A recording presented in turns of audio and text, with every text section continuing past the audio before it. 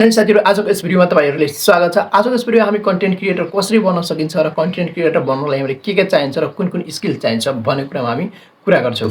अब त्यसको लागि सबभन्दा पहिला हामीसँग कन्टेन्ट क्रिएटर बन्नुभन्दा अगाडि हामीसँग एउटा डिसिजन र एउटा हाम्रो सोच हुनुपर्छ। त्यो डिसिजन र सोच के हो भने त्यो म तपाईहरुले स्टेप वाइज भन्छु। सबभन्दा पहिला हामीले भिडियो बनाउँछ अनि भिडियो हाल्नलाई हामीले प्लेटफर्म चाहिन्छ। सबभन्दा पहिला हामीले प्लेटफर्म चाहिने कुरामा त हामीले ध्यान दिनुपर्छ। अब सबभन्दा पहिला प्लेटफर्म हामी कुन युज गरिरहेछौं, कुन प्लेटफर्मसँग हामी फ्यामिलियर छौं, त्यसमा भिडियो अपलोड गर्न सक्छौं, पोस्ट गर्न सक्छौं, त्यो सबै फिचर्सहरु हामीलाई थाहा छ। अनि जुन प्लेटफर्मबाट अर्निङ आउन सक्छ त्यो प्लेटफर्म हामीले चुज गर्छौं। अब त्यस्तो प्लेटफर्म कुन छ? सबभन्दा पहिला हामीलाई इन्स्टा, टिकटक, युट्युब र फेसबुक, हामीसँग चारवटा प्लेटफर्म छ। चारवटा प्लेटफर्मलाई हामी चुज गर्छौं, फेसबुक, टिकटक, युट्युब र इन्स्टालाई। अब त्यसको लागि सबभन्दा पहिला हामी प्लेटफर्म चुज गरिसकेपछि सबभन्दा पहिला तपाईसँग यो भिडियो हेरिराख्नु भएको छ भने फेसबुक पेज आवश्यक नै छ। तपाईसँग छ पनि, त्यही भएर तपाईले हेरिराख्नु भएको छ। यदि युट्युबमा हेरिराख्नु भएको छ भने तपाईसँग युट्युब पनि छ। अब छ भने हामी त्यसमा डाइरेक्टली हाल्ने हो? हैन, त्यसमा डाइरेक्टली हाल्न हुँदैन। किनकि सबभन्दा पहिला तपाईले कन्टेन्ट क्रिएटर बन्न खोजिराख्नु भएको छ, त्यसबाट केही अर्निङ गर्न खोजिराख्नु भएको छ भने त्यसको लागि सबभन्दा पहिला तपाईसँग राइट एउटा पेजको नेम हुनु पर्यो। अब पेजको नेम भन्दा के हुन्छ भने तपाईको कुनै पनि कन्टेन्ट जुन रिलेटेड तपाई कन्टेन्ट बनाउनु भइराछ त्यो रिलेटेड तपाईको पेजको नाम हुनु पर्यो, त्यो क्याटेगोरीको तपाईको पेजको नाम हुनु पर्यो, त्यो रिलेटेड तपाईको युट्युबको नाम हुनु पर्यो। त्यस्तै गरी सबै सोशल मिडियाको एउटा सेम नाम सेम फ्लोमा हुनुपर्छ। अब के त्यसको लागि जुन पनि नाममा जे पनि हाल्दा हुन्छ? हैन। अब त्यसलाई भनिन्छ ब्रान्डिङ। ब्रान्डिङ भनेको के हुन्छ भने एउटै नामबाट सबै सोशल मिडियामा सबै प्लेटफर्ममा एक्टिभ हुनु हो। अब सबै सोशल मिडिया एक्टिभ हुनलाई एउटा नयाँ क्रिएटरलाई जसले अहिले नै स्टार्ट गरिरहेछ, भर्खर स्टार्ट गरिरहेछ भने त्यसको केसमा धेरै प्रब्लम हुन सक्छ। फर्स्ट प्रब्लम त जसरी म क्यामेराको सामने तपाईहरुलाई एक्सप्लेन गरिरहेको छु, फ्र्याङ्कली बोलिरहेको छु, त्यस्तो साथीहरुले एउटा यो प्रब्लम सबभन्दा ठूलो प्रब्लम यो हो कि क्यामेराको सामने बोल्दाखेरि यताउति लटपटाउने अनि राम्ररी बोल्न नसकिने समस्या हुन्छ। त्यो समस्याको लागि सबभन्दा म सरल उपाय तपाईलाई भन्छु। अब त्यो भन्दा पहिला हामीसँग प्लेटफर्म हुनु पर्यो, नाम हुनु पर्यो, एउटा ब्रान्डिङ हुनु पर्यो। त्यसपछि हामी भिडियो कसरी बनाउँछु के गर्छु भन्ने कुरा गर्छु। अब सबभन्दा पहिला हामीले नाम सबभन्दा ठूलो कुरा हो, किनकि नाम हामी चुज गरेको मिस्टेक भयो भने धेरै गाह्रो हुन्छ। अब सबभन्दा पहिला आफूले बनाउने भिडियो आफ्नो कन्टेन्टको क्याटेगोरी कुन हो त्यसमा हामीले फोकस गर्छौं। अब तपाईले आफ्नो कन्टेन्ट अनुसार, क्याटेगोरी अनुसार, तपाईको आफ्नो इन्ट्रेस्ट अनुसार तपाईले आफ्नो पेजको नाम राख्नु होला। यदि तपाई कन्फ्युज हुनुहुन्छ भने डाइरेक्ट आफ्नो नाम विथ टेक्निकल या जस्तै मेरो नाम छ राजन यादव, चाहे राजन यादवमा म राज टेक लेख्न सक्छु, राजन यादव टेक या राजन टेक्नोलोजी। टेक रिलेटेड हुनुहुन्छ भने टेक रिलेटेड तपाई भन्न सक्नुहुन्छ। यदि ब्लग रिलेटेड हुनुहुन्छ भने राज ब्लग या राजन ब्लग्स पनि म लेख्न सक्छु। यदि तपाईले अनबक्सिङ गरिराख्नु भएको छ भने त्यस्तै तपाईले ChatGPT सँग तपाईले आफ्नो नाम दिएर, तपाईको आफ्नो इन्ट्रेस्ट दिएर धेरै नामहरु सजेसन लिन सक्नुहुन्छ। त्यस्तै नामहरु सजेसन लिइसकेपछि हाम्रो नामको कुरा कम्प्लिट भयो। अब त्यसपछि हामीसँग हुनु पर्यो एउटा फ्रेश पेज। जुन अहिले पेजमा तपाई बनाइराख्नु भएको छ त्यो पेजमा तपाईहरु काम नगर्नु, किनकि त्यो पेज मिस्टेक पनि हुन सक्छ। अनि मिस्टेकको साथसाथ त्यस्तो केसमा तपाईहरुलाई कुनै इस्यु पनि आएको हुन सक्छ, स्ट्राइक क्लेमहरु पनि आएको हुन्छ। त्यो सबै झन्झटबाट बच्नलाई हामीसँग एउटा फ्रेश जुन हुन्छ नि फ्रेश एउटा पेज हुनु पर्यो। फेसबुक पेज प्रोफाइलमा नगर्नु, किनकि प्रोफाइलमा कुनै मान्छेको चल्छ तर त्यसमा इस्यु के आउँछ भने कुनै बेला कि 5-6 जनाभन्दा बढी फ्रेन्ड भयो भने फलोवरमा जाँदैन के, त्यसमा लिमिट पनि भन्न सक्छ, कुनै इस्यु पनि आउन सक्छ। त्यसको कुनै ग्यारेन्टी हुँदैन। कुनै केसमा चल्यो भने ठिक छ, चलेन भने त्यसमा इस्यु आउँछ। अब त्यो कुरालाई हेर्दाखेरि हामीले म सजेसन गर्छु कि पेजमा काम गर्नु, फेसबुकको पेज। अनि टिकटक भयो, युट्युब र इन्स्टा भयो। अब त्यसमा इन्स्टा र फेसबुक पेजमा के गर्ने भने हामी दुवैलाई लिंक गर्दिने। एउटा मात्र हामी इन्स्टामा अपलोड गर्छौं भने त्यो डाइरेक्ट हाम्रो फेसबुक पेजमा जान्छ।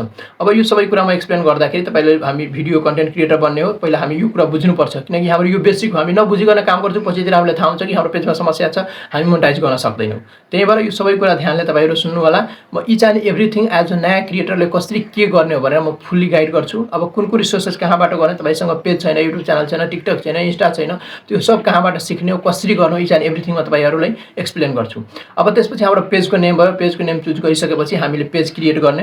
पेज क्रिएट गर्न तपाईले आउँदैन भने मैले यही युट्युब च्यानलमा तपाईलाई पेज कसरी बनाउने भनेर मैले यसमा लिंक हालेको छु। त्यहाँ गएर तपाईहरु युट्युब च्यानल हेरेर त्यो पेज कसरी बनाउने एकदम प्रोफेसनल वेमा तपाईहरु सिक्न सक्नुहुन्छ। त्यस्तै युट्युब, इन्स्टा, टिकटक सबैको भिडियो मैले हालिसकेको छु कसरी बनाउने भनेर। त्यो गएर तपाईहरु हेर्नु होला, राम्ररी प्रोफेसनल तरिकाले तपाईहरु बनाउन सक्नुहुन्छ। जुन यहाँ मैले लिंक हाल्दिन्छु, प्लेलिस्ट पनि हुन्छ त्यसको, कन्टेन्ट क्रिएटर सिरिजको। अहिले मैले भर्खरै स्टार्ट गरेको त्यो सिरिज सबै साथीहरुको लागि, किनकि धेरै साथीहरु हामी अहिले बेरोजगार हुनुहुन्छ नि त। अब काम गरिराख्नु भएको छैन, मात्र स्क्रोल गरेर बसिराख्नु भएको छ। अब तपाईसँग कुनै क्रिएटिभिटी छ, कुनै आइडिया छ भने त्यसलाई तपाई प्रेजेन्ट गरेर अर्निङ गर्न सक्नुहुन्छ, केही अर्निङ गर्न सक्नुहुन्छ नि त। यस्तै बसेर अरूको भिडियो हेरेर भन्दा राम्रो त केही गरौँ, त्यही भएर मैले यो भिडियो सिरिज स्टार्ट गरेँ हो। अब त्यसपछि हामीसँग पेज भयो, पेजको नाम भइसक्यो।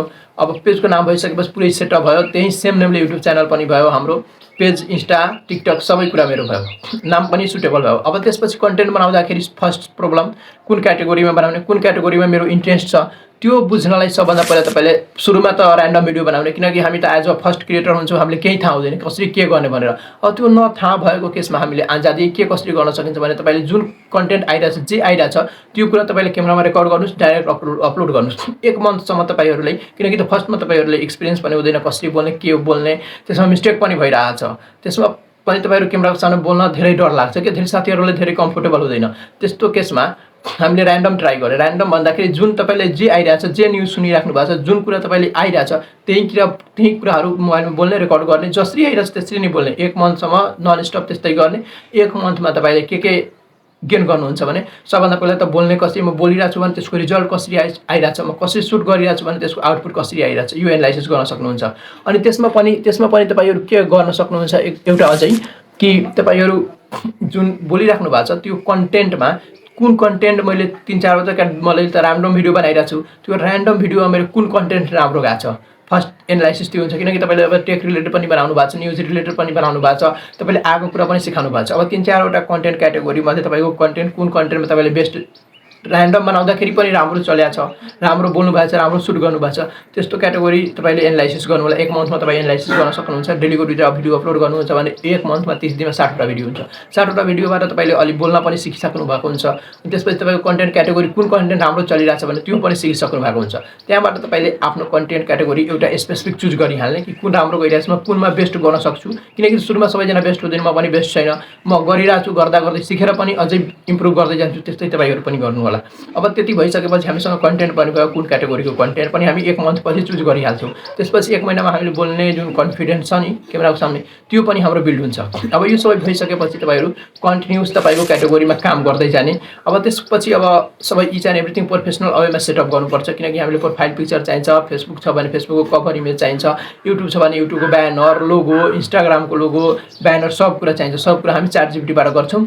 तपाईँले यदि त्यस्तो नयाँ हुनुहुन्छ, कन्टेन्ट क्रिएटर बन्न खोजिराख्नु भने यो च्यानल तपाईँले सब्सक्राइब गर्नु होला।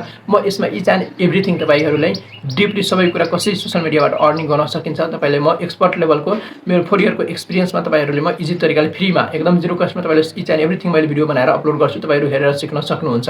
नेपालमै बसेर केही गर्न सोचिराख्नु भएको छ भने साइड यो प्यासिभ इन्कम हुन्छ हाम्रो, हाम्रो यो मेन इन्कम होइन। हामीले जे गर्नु जे हाम्रो ड्रिम छ त्यो हामी गरिरहेको हुन्छौँ, तर दिनको 4-5 घन्टा स्क्रोल गर्नुभन्दा राम्रो 1 घन्टा 1.5 घन्टा हाम्रो आफ्नो कन्टेन्ट रिलेटेडको मान्छेलाई फलो गर्छु, त्यसको कसरी बनाइरहेछ, के गरिरहेछ, के बोलिरहेछ त्यो कुरा हामी सिक्छौँ। 1-1.5 घन्टा हेरेर स्क्रोलै गरेर हामी सुनेर सिक्छौँ, कसरी सुट गरे होला, कसरी यो इफेक्ट ल्यायो होला।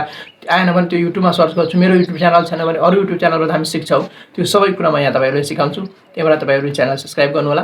अनि म तपाईँहरूलाई एउटा राम्रो कन्टेन्ट क्रिएटर कसरी बन्न सकिन्छ भने म यो युट्युब च्यानल मेरो राजन यादव को युट्युब च्यानलबाट तपाईँहरू इच एन्ड एभ्रिथिङ सोसियल मिडियाको क्यारियरको जर्नी तपाईँहरूलाई म स्टार्ट गर्छु अनि तपाईँहरू सिक्न सक्नुहुन्छ।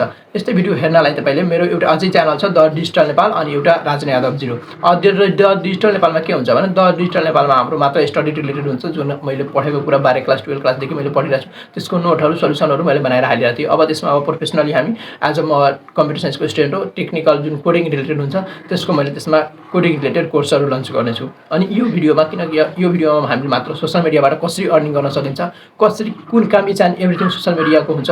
अब किनकि सोसियल मिडियाको कुरा गर्दाखेरि हामीसँग फेसबुक, युट्युब, टिकटक, इन्स्टा यो सबमा पनि एसइओको पनि कुरा हुन्छ के, त्यो सब कुरामा हामीले ध्यान दिनुपर्छ। अहिले म मात्र तपाईँलाई सर्फेसली सबै कुरा एक्सप्लेन गरेको छु कहाँ के कसरी गर्ने हो भनेर। अब त्यसको लागि सबै कुरा प्रोफेसनल तरिकाले गर्नको लागि सबभन्दा पहिला तपाईँहरूलाई पुरै भिडियो बुझ्नुपर्छ। एकैचोटि मैले सबै कुरा एक्सप्लेन गरेँ भने के हो तपाईँले कन्फ्युजन हुन्छ। किनकि अब पेज भयो, इन्स्टा भयो, भिडियो बनाइसक्नु भयो, त्यसमा धेरै कुरा इम्पोर्टेन्ट गर्छ। टाइटल तपाईँ कसरी लेख्नु भइरहेछ, डिस्क्रिप्सन कसरी लेख्नु भइरहेछ, ट्याग कुन युज गर्नु भइरहेछ, कति ट्याग युज गर्नु भइरहेछ, तपाईँको भिडियो क्वालिटी कति छ, इच एन्ड एभ्रिथिङ मेटर गर्छ के। त्यो सब कुरा बिस्तारै हामी बुझ्छौँ। तर यतिको लागि तपाईँलाई आजको लागि इनफ हुन्छ। तपाईँहरू बुझ्नुहोस्, यतिसम्म तपाईँहरू गर्नुहोस्। यदि समस्या छ भने म यहाँ लिङ्क व्हाट्सएप पनि हालिदिन्छु, तपाईँ कुरा गरेर बुझ्न सक्नुहुन्छ, काम पनि गर्न स्टार्ट गर्नुहोस्। यदि तपाईँ एज अ स्टुडेन्ट काम गर्न खोजिराख्नु भएको छ, कन्टेन्ट क्रिएटर बन्न खोजिराख्नु भएको छ भने स्टार्ट गर्नुहोस् आजैदेखि।